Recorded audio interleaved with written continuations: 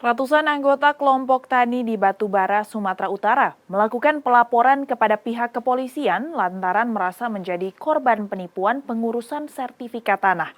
Akibat penipuan ini, kerugian ditaksir mencapai 800 juta rupiah.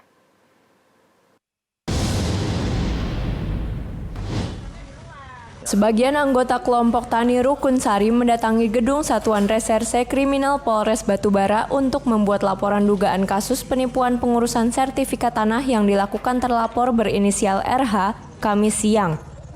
Ketua kelompok tani Rukun Sari Ali Effendi mengatakan dugaan kasus penipuan berawal saat kelompok tani memenangkan kasus sengketa lahan dengan pihak perkebunan swasta di Desa Pematang Jering, Batubara, Sumatera Utara. Terlapor RH kemudian mendatangi kelompok tani dan mengaku bisa mengurus sertifikat tanah seluas 40 hektar yang telah dimenangkan kelompok tani. Terlapor RH pun meminta uang kepada masing-masing kelompok tani dengan besaran antara 10 juta hingga 50 juta rupiah, tergantung pada luas tanah.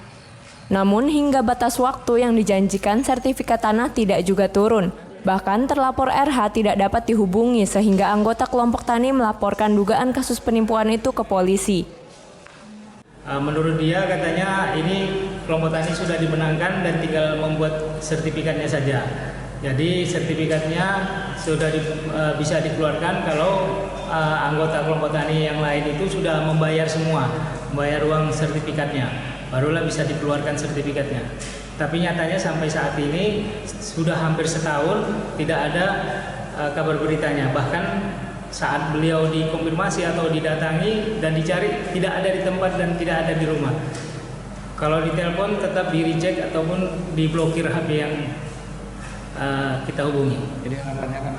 Ya kami berharap kepada pihak kepolisian penegak hukum Polres Batubara agar laporan kami ini masyarakat dapat ditindaklanjuti sesuai dengan hukum yang berlaku dan menghukum tersangka dengan seberat-beratnya karena ini adalah uang rakyat, uang masyarakat yang sedang berjuang untuk memperjuangkan haknya ditipu lagi oleh oknum yang tidak bertanggung jawab.